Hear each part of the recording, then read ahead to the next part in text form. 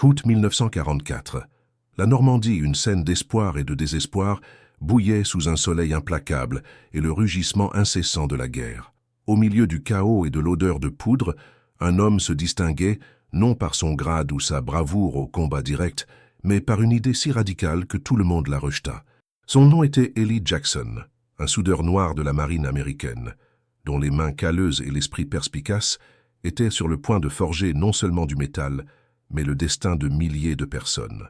Il proposa quelque chose qui semblait de la folie, un emblème de blindage improvisé, fabriqué à partir de ferraille, capable de stopper la terreur des chars tigres allemands. Personne n'y crut. Personne, sauf lui. Restez jusqu'à la fin, car ce qui s'est passé ensuite a choqué tout le monde. En cet été crucial, la bataille de la Poche de Falaise se déroulait, un piège mortel tissé par les Alliés pour écraser l'ennemi et achever la campagne de Normandie. Mais la Wehrmacht, acculée et désespérée, contre-attaquait avec une férocité sauvage, et au cœur de sa résistance se trouvaient les redoutables Panzer VI, les chars tigres. Ces bêtes d'acier, avec leur blindage impénétrable et leurs canons de 90 mm dévastateurs, étaient le cauchemar de tout soldat allié. Ils déchiraient les lignes d'infanterie, pulvérisaient les véhicules blindés plus petits et transformaient des avancées prometteuses en retraites sanglantes. Chaque jour, les pertes alliées étaient catastrophiques, une hémorragie de vie qui menaçait de compromettre la victoire finale. Les solutions conventionnelles, comme les frappes aériennes ou l'artillerie lourde, étaient souvent insuffisantes ou trop lentes pour contenir la menace immédiate des tigres qui surgissaient des fourrés denses et des villages. Le moral commençait à fléchir, et la question planait dans l'air. Comment arrêter ces machines de guerre qui semblaient invincibles? Le problème n'était pas seulement tactique, c'était une menace existentielle pour la stratégie alliée de mettre fin à la guerre sur le front occidental. Eli Jackson n'était ni un stratège militaire, ni un ingénieur diplômé d'université renommée. C'était un homme simple, un soudeur, né et élevé dans le sud des États-Unis, où la ségrégation raciale était une dure réalité. Sa formation venait des ateliers, de l'odeur du métal chaud et de l'étincelle de la soudure, pas des livres de tactique. Très tôt, Eli développa un œil aiguisé pour la mécanique et la structure, une intuition presque surnaturelle pour comprendre comment les choses fonctionnaient et, plus important encore, comment elles pouvaient être améliorées. Lorsque la guerre l'appela, il s'enrôla dans la marine, mais son habileté manuelle le conduisit là où il était le plus nécessaire, réparer et entretenir l'équipement à terre, loin du prestige des héros de combat. C'est là, en observant les chars alliés revenir endommagés et les récits d'horreur des soldats, qu'Eli identifia le problème. Il voyait les impacts d'obus, les marques d'impact, et y percevait non seulement la destruction, mais la faille, le point faible que personne d'autre ne semblait remarquer. Il commença à griffonner des idées sur des morceaux de papier, dessinant des modifications, imaginant des solutions qui provenaient de son expérience avec le métal et non de manuels militaires. Lorsqu'il présenta ses idées à ses supérieurs et collègues, la réaction fut un mélange de scepticisme et de mépris. « Un soudeur? Que sait un soudeur sur la façon d'arrêter un tigre ?» disaient-ils. Ses dessins étaient considérés comme de la folie, ses concepts impraticables. Il n'était qu'Eli, un soudeur noir, et ses idées étaient vues comme la divagation de quelqu'un qui dépassait ses compétences. La raillerie était palpable, mais Eli ne se laissa pas abattre. Il avait une vision, une conviction que son idée, aussi simple qu'elle pût paraître, pouvait faire la différence. À chaque char tigre qui causait des ravages, à chaque rapport de perte, la voix intérieure d'Eli devenait plus forte, le poussant à prouver qu'ils avaient tous tort. Il savait que la clé pour arrêter l'invincible ne résidait pas dans la sophistication technologique, mais dans l'ingéniosité brute, dans l'application de principes de base de physique et de métallurgie d'une manière que personne n'avait tenté auparavant. Et il était déterminé à construire sa folie, pièce par pièce de ses propres mains. Eli n'était pas un homme de grands discours, mais sa conviction était une force silencieuse. Avec l'esprit bouillonnant d'idées et la vision claire de ce qui devait être fait, il se mit au travail, souvent sous la lumière vacillante d'une lampe, dans un coin oublié de l'atelier de campagne. Sa folie était en réalité une solution élégamment brutale à un problème complexe. Comment stopper un char tigre sans nécessiter une attaque directe, souvent suicidaire? Eli réalisa que le blindage frontal du tigre était impénétrable pour la plupart des armes alliées Mais sa mobilité, le talon d'Achille de tout véhicule, pouvait être exploité. Son idée était de créer un piège, un dispositif discret et perfide, capable d'immobiliser le géant d'acier, exposant ses flancs et son arrière plus vulnérables à des attaques ultérieures. Il imagina une structure métallique renforcée, avec des pointes acérées et une base instable, conçue pour être déclenchée par une traction de corde au bon moment. Non pas pour détruire, mais pour piéger, pour bloquer, pour freiner l'avancée implacable. Pour cela, Ellie avait besoin de matériaux. Il n'avait pas accès à des alliages spéciaux ou à des composants d'ingénierie de pointe. Sa matière première était la guerre elle-même, la ferraille. Il écuma les champs de bataille récemment libérés et les dépôts de fournitures abandonnés à la recherche de restes d'obstacles allemands, de rails de train tordus, de morceaux de barres d'armature de construction détruites et même de plaques de blindage de véhicules alliés endommagés. Chaque pièce de métal rouillée et tordue était une opportunité, un fragment du chaos qu'il entendait transformer en ordre. L'ironie ne lui échappait pas, utiliser les propres restes de la destruction allemande pour forger leurs pertes. Le processus de construction fut une course contre la montre et contre le scepticisme. À un rythme effréné pendant près de 48 heures ininterrompues, Ellie travailla avec son chalumeau de soudage et son marteau, transformant la ferraille informe en quelque chose avec un but. Des étincelles volaient tandis qu'il façonnait le métal, ses mains calleuses guidant chaque coupe, chaque soudure avec la précision d'un chirurgien. Il donna à son invention une forme angulaire et massive, avec des crochets et des pointes qui, une fois activés, se dresseraient pour accrocher les lourdes chenilles du tigre ou, avec un coup de chance, bloquer la roue motrice principale. Le mécanisme de traction de corde était simple, mais ingénieux, utilisant la tension et le levier pour lancer le piège sur la trajectoire de la bête métallique. Les quelques soldats qui le voyèrent travailler secouaient la tête avec incrédulité. « Qu'est-ce que tu construis, Ellie? Une sculpture pour l'ennemi » plaisanta un jeune lieutenant en passant rapidement. Ellie se contentait de sourire en coin, sans répondre, les yeux fixés sur le métal incandescent. Il savait que les mots ne convaincraient personne, seuls les résultats le feraient. Le risque était immense. S'il échouait, ce serait une preuve de plus de sa folie et les vies continueraient d'être perdues. Mais s'il fonctionnait? L'idée qu'un simple soudeur, un homme considéré comme insignifiant, puisse renverser la situation contre la machine de guerre nazie était une force motrice plus puissante que n'importe quelle peur. Il acheva le premier prototype en secret, le cachant sous une bâche. Le test initial serait rudimentaire mais essentiel. Par une nuit noire, loin des regards curieux, Ellie et un collègue de confiance, un chauffeur de Jeep qui avait été témoin de la terreur des tigres de près et était désespéré pour toute solution, emmenèrent le piège sur un terrain accidenté. Ils utilisèrent un camion léger comme cible improvisée, simulant l'avancée d'un char. Ellie positionna le piège, tendit la corde et attendit. La tension était palpable. Lorsque le camion s'approcha, le collègue tira la corde avec force. Avec un grincement métallique, la structure se dressa. Et bien que ce ne fut pas un tigre, l'impact fut suffisant pour déstabiliser le camion, qui faillit se renverser. Le cœur d'Ellie s'accéléra. Ce n'était pas parfait, mais la base était là.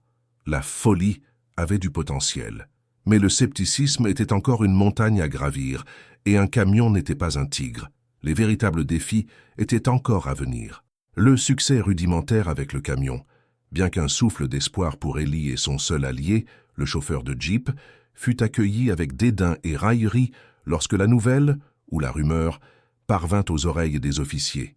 L'idée qu'un soudeur noir, sans grade ni formation en génie militaire, propose un piège de ferraille pour arrêter les redoutables tigres était tout simplement absurde pour l'esprit militaire conventionnel. Un jouet pour enfants, peut-être, se moqua un capitaine, un vétéran endurci, qui avait vu des solutions improvisées échouer à maintes reprises. Pas un moyen d'arrêter la bête d'acier allemande. Ellie essaya, avec sa voix calme et des arguments logiques, d'expliquer les principes de levier, le point faible des chenilles du tigre et la simplicité brutale de son invention. Mais ces mots tombèrent dans l'oreille d'un sourd. Il n'avait ni graphique complexe, ni rapport de test balistique, juste son intuition et la conviction qu'il avait trouvé une brèche dans le blindage de l'ennemi. Le major Thompson, un homme au visage sévère et aux yeux fatigués par la guerre, écouta la présentation d'Ellie avec une patience forcée avant de secouer la tête. « Jackson, j'apprécie votre enthousiasme, Mais nous n'avons pas le temps pour les expériences de soudeur.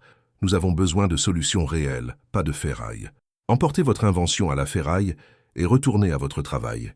Il traita Élie de fou, un rêveur dangereux qui détournait des ressources et du temps précieux. Le rejet fut un coup dur, mais pas suffisant pour briser l'esprit d'Élie. Il savait que la vérité de son idée était plus forte que n'importe quel scepticisme. La pression du temps était un ennemi implacable. La bataille de la poche de falaise se transformait en un hachoir à viande. Les rapports de perte étaient de plus en plus sombres, et la frustration des commandants alliés était palpable. Les chars Tigres continuaient d'être le fer de lance des contre-attaques allemandes, et chaque jour, plus d'hommes mouraient, plus d'équipements étaient détruits. Élie observait impuissant la machine de guerre allemande faucher des vies qu'il croyait pouvoir sauver. Il retourna à son atelier improvisé, non pas pour abandonner son idée, mais pour la perfectionner. Il savait que le prototype initial, bien que prometteur, n'était pas assez robuste pour le champ de bataille réel. Il passa des jours et des nuits sans dormir, modifiant la conception, renforçant les soudures, ajustant le mécanisme de traction de corde, pour garantir qu'il serait infaillible sous pression. Il ajouta plus de pointes d'acier, pensant à comment elles pourraient s'emmêler plus profondément dans les chenilles ou bloquer les mécanismes de direction. À chaque soudure, à chaque coup de marteau, il imaginait un tigre immobilisé, une avancée ennemie arrêtée, des vies sauvées. L'odeur de métal brûlé et de sueur devint son parfum. Il n'avait pas de ressources formelles, alors il continua d'écumer la ferraille, trouvant des pièces de véhicules détruits qui pouvaient être réutilisées, les adaptant avec une ingéniosité qui frisait l'obsession. Le chauffeur de Jeep, maintenant un confident et un complice, était le seul à le soutenir, lui apportant de la nourriture et du café. « Ils vont voir, Élie » chuchotait-il, en observant le soudeur travailler sans relâche. « Ils vont voir. » Mais la foi d'un seul homme n'était pas suffisante pour déplacer la montagne de la bureaucratie militaire. L'opportunité, comme cela arrive souvent en temps de guerre, surgit du désespoir le plus pur. Un peloton d'infanterie chargé de défendre une position stratégique sur une route étroite menant à un village crucial était en train d'être décimé par les attaques constantes des Tigres. Les défenses conventionnelles avaient échoué. Le lieutenant Miller, un jeune officier qui avait perdu la moitié de ses hommes face au canon de 88 mm des Tigres, était à bout. Il avait entendu les rumeurs sur le « soudeur fou » et son piège en métal. Désespéré et n'ayant plus rien à perdre, il ignora les protocoles et envoya un message à Élie. Ce n'était pas un ordre, c'était un appel. Élie et son compagnon, avec le piège soigneusement dissimulé dans un camion de ravitaillement, roulèrent dans la nuit noire en direction de la ligne de front. Le risque était immense. S'ils étaient découverts, Élie ferait face à une cour martiale. Si le piège échouait, la vie de plus d'hommes serait entre ses mains. La tension dans l'air était aussi dense que la brume matinale qui commençait à s'élever du sol. Ils étaient sur le point de tester la vraie folie d'Élie, non pas sur un camion, mais contre le cœur même de la machine de guerre nazie, dans un moment de tout ou rien qui déciderait du sort d'un village, et peut-être du cours de la bataille dans la poche de falaise. La persistance d'Élie l'avait mené jusqu'ici, mais le véritable test était encore à venir, sous le feu croisé de la guerre. La première lumière de l'aube révélerait si sa folie était, après tout, le coup de génie dont tout le monde avait besoin. La dense brume matinale qui recouvrait la route étroite, engloutissant presque les ruines d'une petite ferme, ressemblait à un voile sur le destin imminent. Élie et son compagnon arrivèrent au poste avancé, où le lieutenant Miller, le visage marqué par l'épuisement et les yeux injectés de sang, les attendait. Le désespoir de Miller était palpable, mais dans son regard il y avait un dernier fil d'espoir, un pari aveugle sur la folie d'Élie.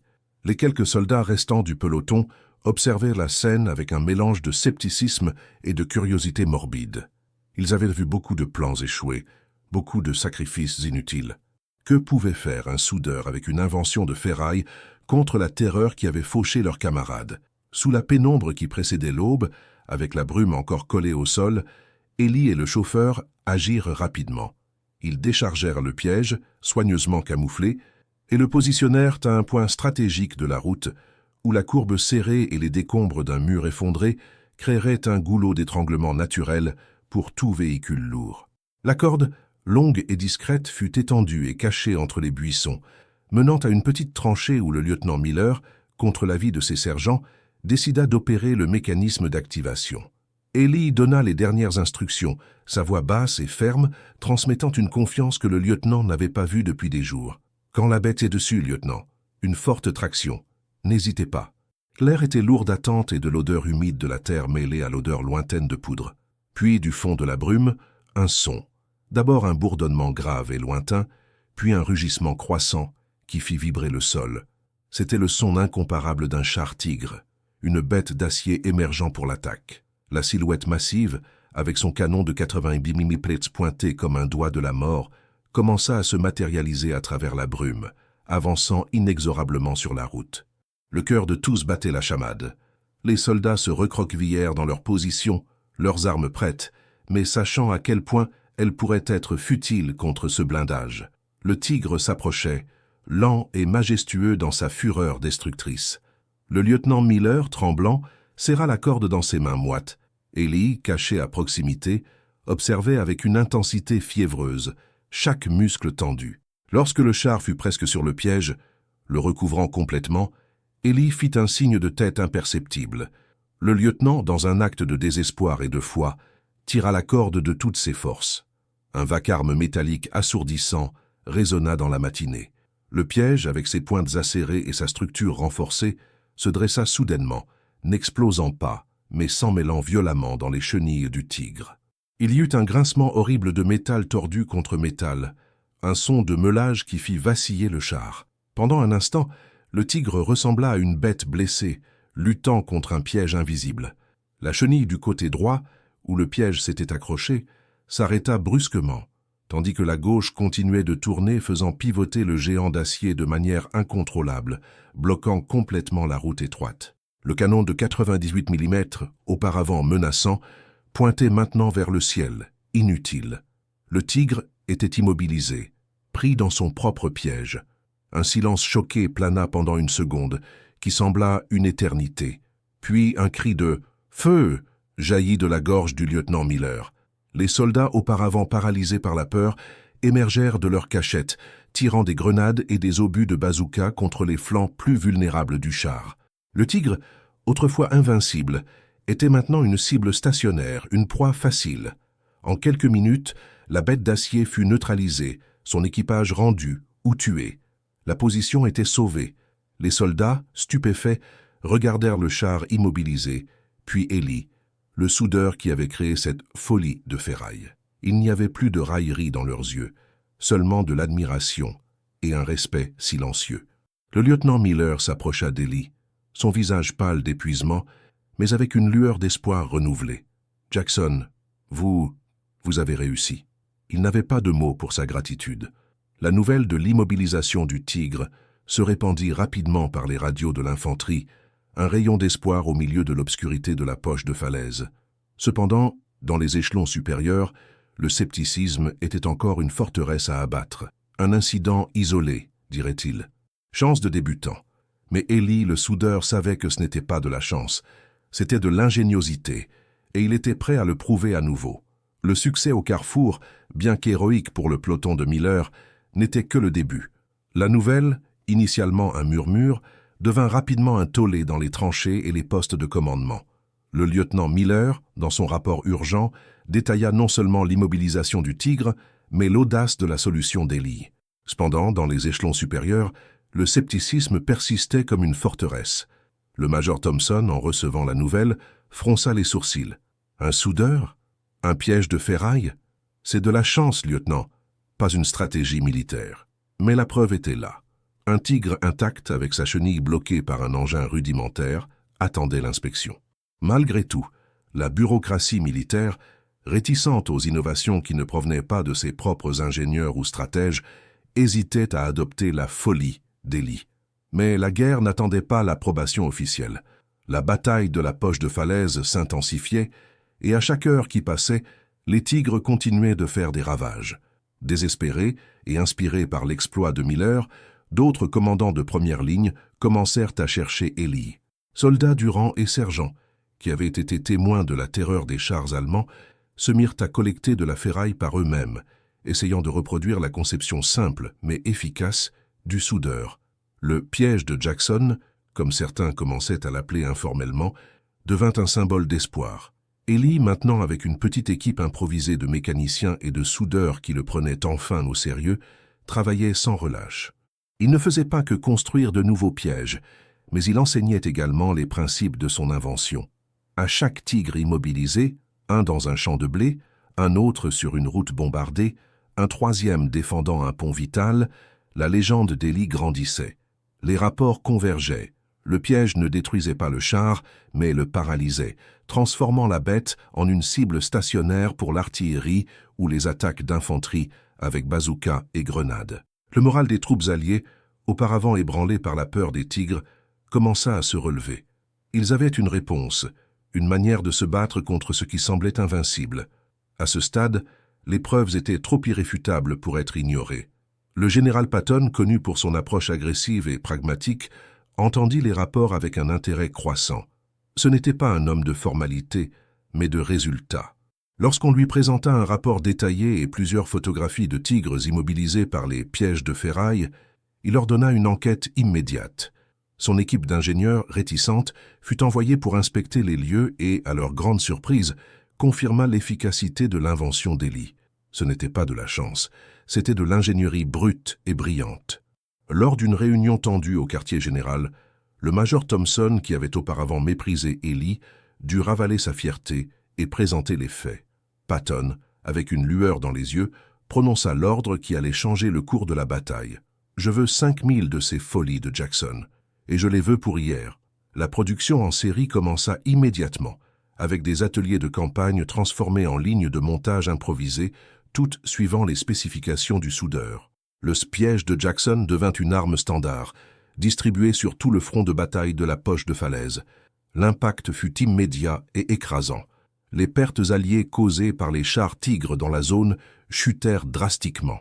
La capacité de la Wehrmacht à contre-attaquer et à rompre l'encerclement fut sévèrement compromise.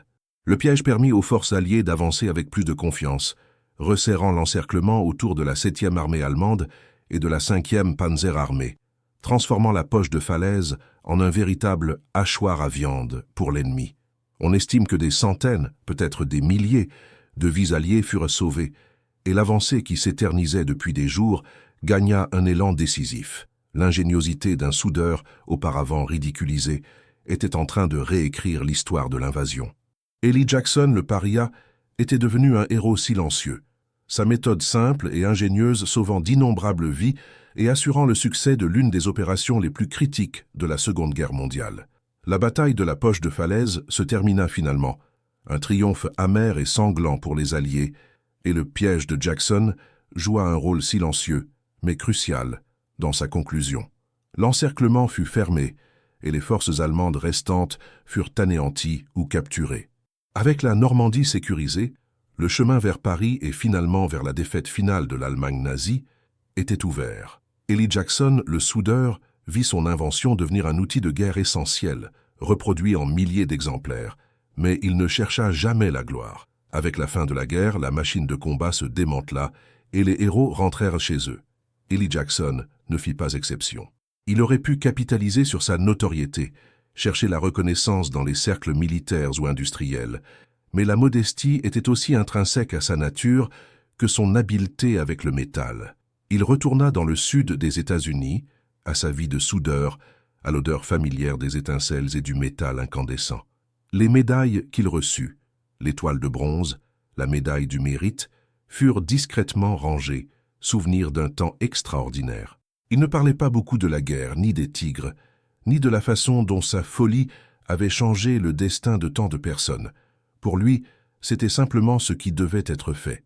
Il continua de souder, de réparer, de construire, un travailleur anonyme, mais avec une histoire que peu connaissaient dans sa totalité. L'héritage du piège de Jackson, cependant, ne s'est pas évanoui comme la fumée de la bataille. Des pièces originales furent conservées dans des musées militaires, témoignage de l'ingéniosité en temps de désespoir. Ingénieurs et historiens militaires étudièrent la conception, admirant la simplicité et l'efficacité d'une solution qui avait émergé d'un endroit si inattendu. La leçon était claire. L'innovation n'est pas la propriété exclusive des laboratoires de pointe ou des esprits académiques. Elle peut germer d'un besoin urgent, d'une observation aiguisée et de la persistance d'un individu, quelle que soit son origine ou ses qualifications. L'histoire d'Ellie Jackson est une leçon intemporelle qui résonne encore aujourd'hui. Elle nous rappelle en premier lieu que la persistance vainc le scepticisme. La foi inébranlable d'Ellie en son idée, même quand tout le monde la rejetait et le traitait de fou, fut le moteur qui le poussa à continuer. Sa conviction prouva que la foi en une idée, aussi radicale qu'elle puisse paraître, peut en effet changer le cours de l'histoire. En second lieu, elle nous enseigne que les solutions simples surpassent souvent la complexité. Dans un monde obsédé par la technologie avancée, le génie d'Ellie résida dans la capacité de voir l'évidence que personne d'autre ne voyait, d'utiliser la ferraille pour résoudre un problème qui mettait au défi les plus grands stratèges. La simplicité de son piège fut sa plus grande force. Et finalement, l'histoire d'Ellie Jackson nous enseigne que la valeur d'un individu n'est pas définie par son grade, sa couleur ou son origine sociale, mais plutôt par sa capacité à impacter le monde avec son intelligence, son courage et son humanité. Ellie, le soudeur noir du Sud ségrégué, montra qu'une simple traction de corde, ou dans ce cas une pièce de ferraille habilement transformée, peut percer le secret de la victoire et inspirer des générations à regarder au-delà du conventionnel. Que son extraordinaire parcours nous rappelle toujours de remettre en question le statu quo, de valoriser l'ingéniosité qui naît de la nécessité et de reconnaître que les plus grandes idées peuvent venir de n'importe lequel d'entre nous. La prochaine folie qui changera le monde est peut-être en attente d'être découverte, peut-être entre les mains d'un soudeur ou de quiconque refuse d'accepter que l'impossible soit en fait impossible. Ceci est une invitation à regarder autour de vous, aux problèmes qui semblent insurmontables, et à vous demander « Et s'il y avait une solution simple que personne ne voit ?» L'histoire d'Ellie Jackson est la preuve que la réponse peut être plus proche que nous ne l'imaginons. Pensez-y.